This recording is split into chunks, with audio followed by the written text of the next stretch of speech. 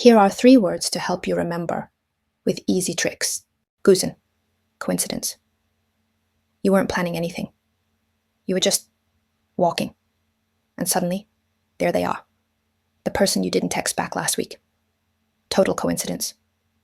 We say, guuzen, by chance. It's just a phrase. A way to help you remember the word for those unexpected, surprising moments the universe throws at you. Tenkai, unfolding. You take a step, then another. And without realizing it, the story begins to shift. Not all at once, just piece by piece.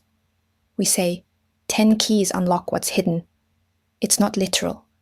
It's just a simple way to connect the word to that slow, quiet opening of something new. Mujun, contradiction. They say, I'm fine. But they look like they just lost their cat, their coffee, and their weekend plans. That's contradiction. We call it a mood jump. Makes no sense. It's a weird little phrase, but it captures the feeling. A sudden flip that doesn't add up. That's why we use it to help recall the meaning. If you like this, please like, comment, and subscribe. Thank you.